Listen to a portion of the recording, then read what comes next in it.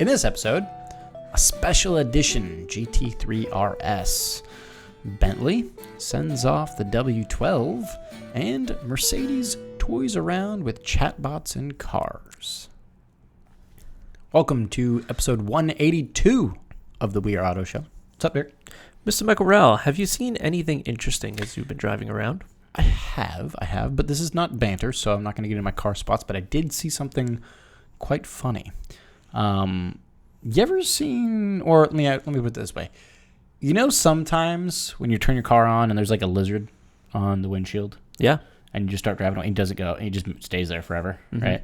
And then all of a sudden, that lizard is just teleported to another dimension. Yes. Well, it's not often you see a bird do that. You had that? Not on my car, but I was watching it at an intersection. It was, what was it? It was not a seagull, but like maybe a heron or something like that, but some sort of white kind of heron. I don't know. Mm-hmm. I'm not a birdologist, but there was a Tesla that was making a left at a light, and this dude was just standing, literally just standing, with its talons hooked on the Tesla's like hood crease, and this bird was just hitching a ride around Sarasota. Wow. He wasn't moving. That's cool. I just kind of sat there and just watched the whole thing drive by going, what? No, it's not normally a big bird that does that. It was a big bird. Yeah, I've seen big birds land on cars, but they fly away right when it starts moving. This one, no. It wanted a free ride to wherever the Tesla was going. That's funny. It just motored on down the road at 45 miles an hour, and the bird was just staying there. And I'm like, fly away, dumbass. What are you doing? You have wings. I wonder if they're more likely to stay on EVs over ICE cars? Because they don't hear it. Yeah. That's actually a good thinking point. Yeah. There could be some merit to that. Will we have bird strikes on the interstate? Because you don't hear them. Just like airplanes. Caution, bird strike. Yeah. Oh, goodness. I don't know. Yes, so that's something interesting I saw, but let's get into some news, shall we? Sure. And let's start with my most favoriteest brand, Porsche. Or Porsche. All right. What do we got? So, Porsche, it is official, you are getting a limited edition version of the new GT3RS, the 992 GT3RS. You're getting, and Porsche's naming conventions have never particularly been brilliant. Oh, here we go. Yeah. So before I tell you the name of this new one, do you remember a long time ago there was like a heritage edition that was black and it had like Porsche Design Heritage Edition? I think so. It was like Porsche Targa 4S 911 Porsche Design Heritage 70 Edition. Cabriolet. Something like that, yeah. Perfect. So the name of the new limited edition GT3RS is the 911 GT3RS Tribute to Carrera RS. Yeah. There's two RSs in there. Yikes. It's not brilliant. I love Porsche more than any brand in the world, but oh my God, don't make that its name. It's not brilliant. The GT3RS Tribute to Carrera RS. That's a sentence. It is. It's a sentence. It just needs punctuation. Yeah. That's crazy. Yes. But foregoing the silly naming, it's gorgeous. Look, even the dorsal, Tribute to Carrera RS. But it's gorgeous. Okay. Wait, this is not a Carrera. No. Oh boy. Okay. This is a 911. 911s are Carreras, but Carreras are not GT3s, GT3RSs. Oh. The Carrera stops at the Carrera GTS. Oh. What the heck? This is weird. So this harks back to like the original 1973 Carrera RS, which was Porsche's first like lightweight, hard sports car. This was before the 911? No, this was the 911. This was a 1973 911 Carrera RS. Before Way the back when. GT3RS. GT3RS came out in the early 2000s. So before that. Like 30 years before that. Okay. Right? So I can see where they're getting the heritageness from, because the GT3RS is the lighter, harder version of the GT3, right? Mm-hmm. The Carrera RS was the lighter, harder version of the 911. All right. Does that make sense? Yep. You with me? And part of the whole heritageness of it is the white and green, because pretty well the original Carrera RS was available in a white and green style livery.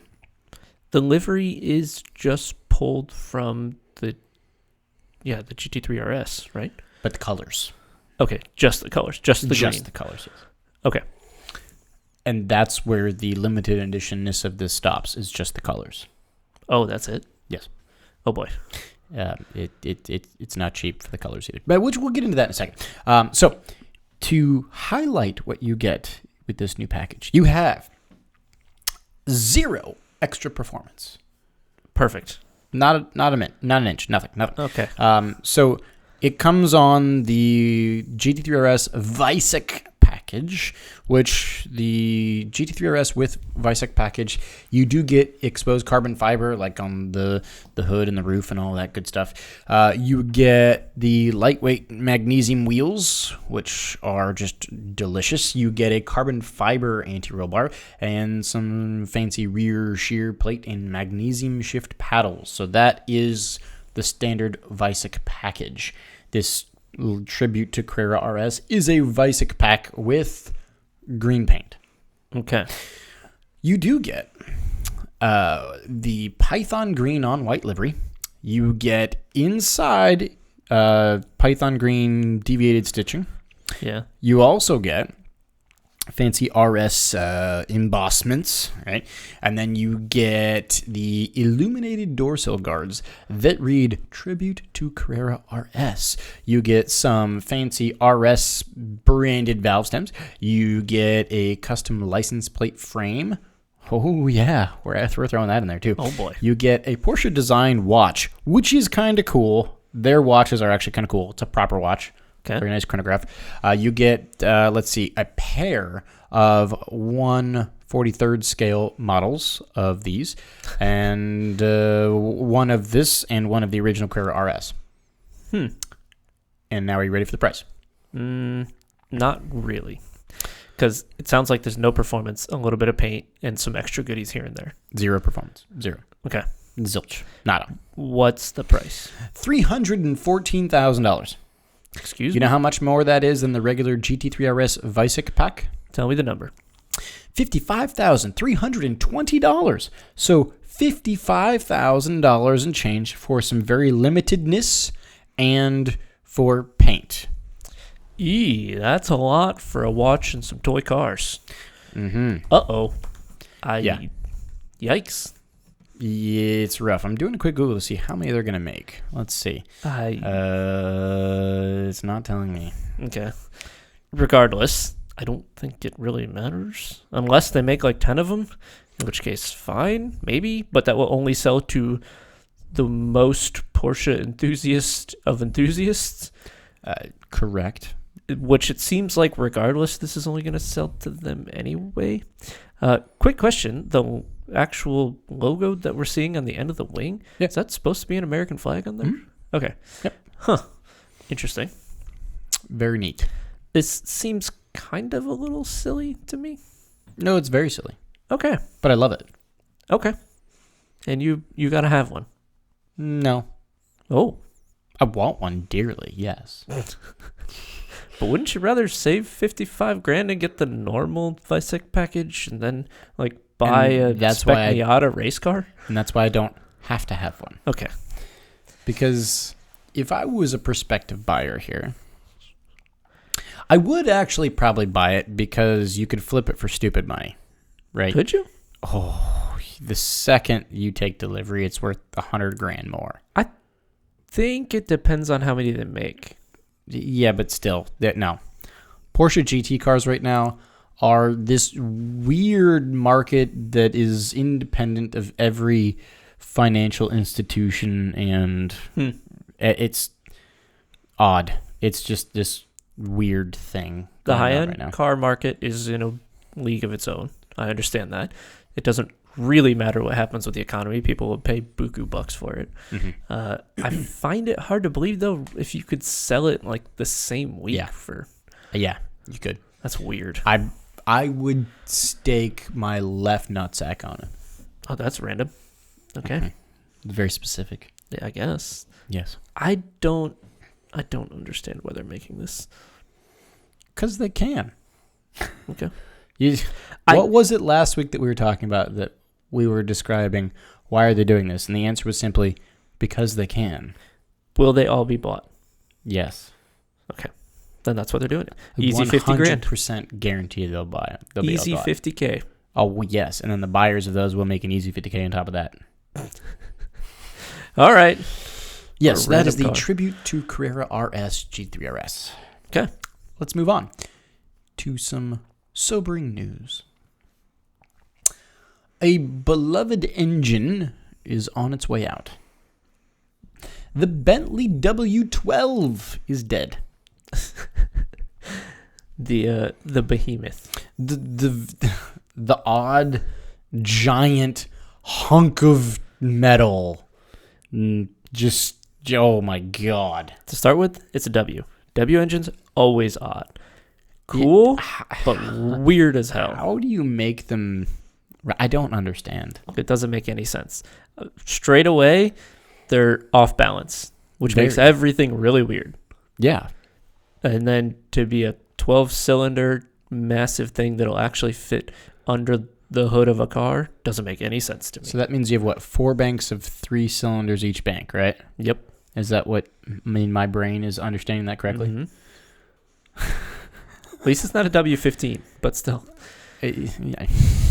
Yeah. That's a That lot would of be bits something. that could go wrong. There is a lot of bits that could go wrong with something like that. But yes, the beloved twin-turbo 6-liter W12 engine is heading out as of April 2024. So a year and change from now, it's gone. I am shocked it lasts till 2024. Absolutely shocked. You think so? Yes. It's Bentley. No one wants a V6 hybrid Bentley. You buy a Bentley because it's big and it's comfortable and it's just excess. And I understand. How much more excess can you get than having a 6-liter twin-turbo W12 engine? I'm not shocked that Bentley has made it. I'm shocked it has lasted this long. I'm shocked that 3 years ago they didn't remove it. That it was now that they remove it. It's just so ridiculous. Yeah. It's currently available in the Continental GT, the Flying Spur, and the Bentayga are currently what's offered with it. The send-off will be the Bentley Batour. But okay. Yeah. But sad. I'm kind of bummed. Wow. Because it's always interesting. And they sound so Right. odd. They do. Sounds so thunderous and lumpy. It's so weird. It's weird. It sounds like you put mashed potatoes into a blender. That's not a bad way of putting it. Like you're blending mashed potatoes. Yeah. Kind of has the Mercedes AMG kind of vibe. Just that excessness of it. Right. But it's in a W, which is just so freaking weird. Yeah. Like V12s have been around forever. V12s can sound awesome. They sound spectacular. Case in point, Lamborghini Aventador. Sure. It's brilliant sounding. But the W12 is just so goddamn odd. It is weird. And I'm sad to see it go. I know that the V8, the flat crank V8 versus the other cam V8, I can't remember the other one. They have the different sound because the firing order of the pistons are different. That's why the Ferrari has the hum and the old Corvette had like the blop, blop, blop. This, with that many cylinders, just makes an odd noise, man. An odd noise. Just many noises all together at the same time. That's why you said it's like blending mashed potatoes. I did not know that the Batur, the new car that they're making, will have 740 horsepower from this thing. It's a lot of engine. Jeez. It's a lot of engine. It is. You could see how you could get 740 horsepower out of 12 cylinders shaped in a W. With 6 liters each. Yeah. And a twin turbocharger. I'm kind of surprised it's not more, to be honest. Fair. But I think you get to a point where there's so many parts that have to work in tandem so perfectly that it's hard to extract power out of it. I think you're right. It's just, with such a complicated thing, it has to be the most perfect storm of how things work. Right. To tune it is hard with the complexity of that big of an engine with that many cylinders. It's such a pain in the ass to think about how that would work. Let alone having to do anything. Change spark plugs. Good luck. Good luck. I'm curious, how much is a service for a W12 engine? It's not spark plugs, right? You've been daily driving your Continental GT with your W12, and you need spark plugs. To start, you need 12 of them. You need 12 of them. How many hours is that service? A lot. Is that a 2-week service? Many hours. I bet you the cost of that service would be a Golf GTI. Probably. Yep. Yep. Oh, that's just ridiculous. Yeah. So yeah, sad news. W12 is dead as of next year. All right. Shall we move on? Yes. Let's move on to something that you kind of foreshadowed as of the previous episode.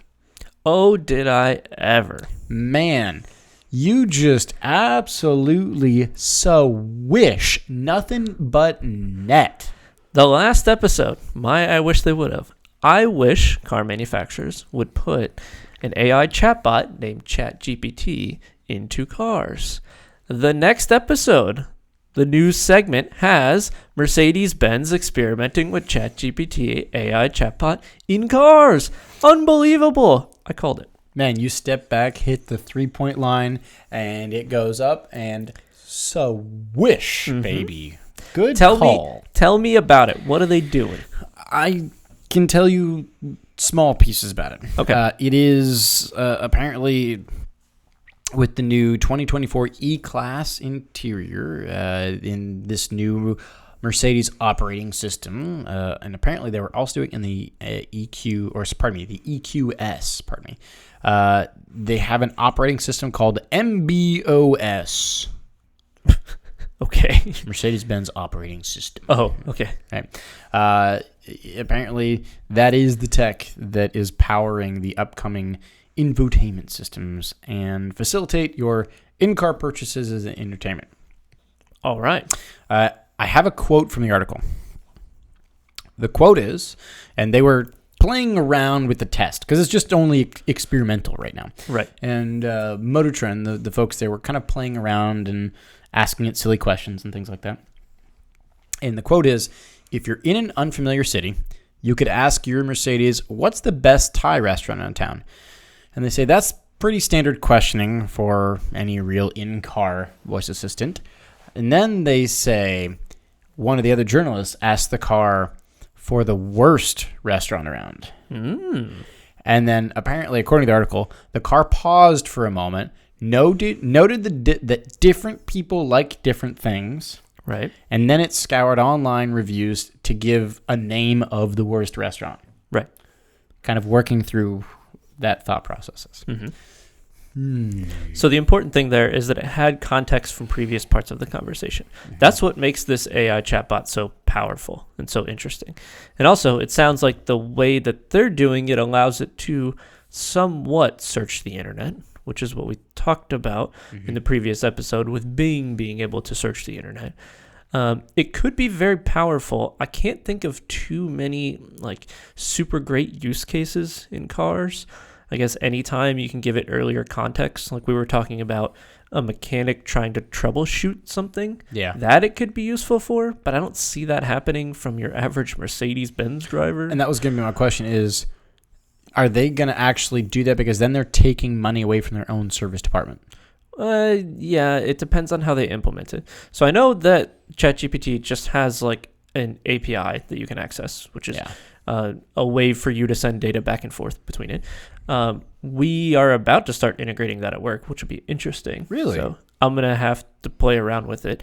And I know from reading up on it, if you have to pose questions in certain ways. So you have to prime the conversation with it. So their operating system will say, before you even ask it a question, it will have like, this is Mercedes-Benz so-and-so car. We are in X location, and here's the question. So you're giving it context before it gets to the actual question. Got it. And that context can be very useful. So it'll be interesting to see how they implement it. I don't know.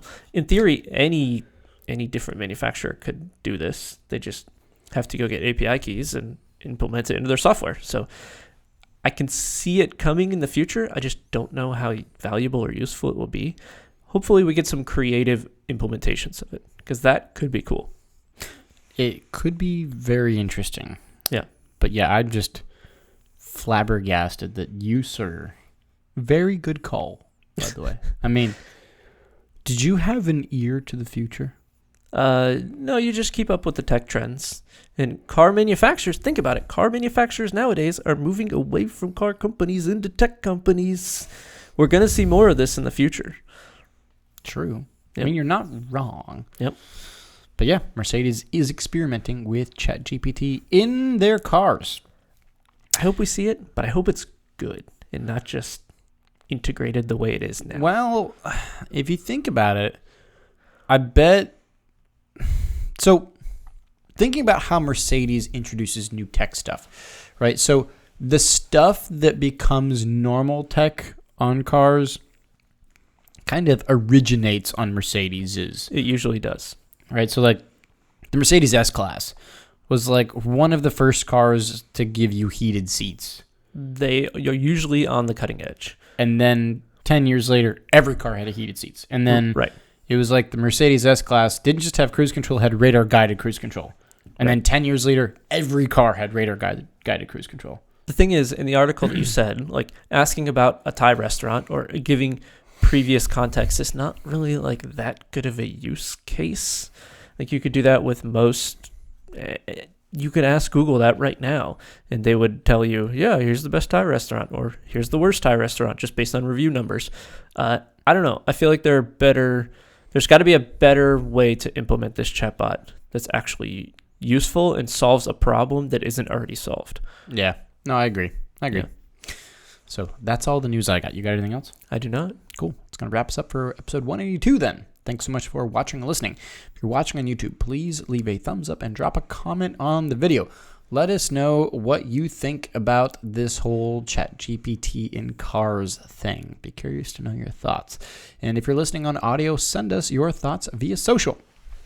Facebook is We Are Auto. Instagram is We Are Auto _.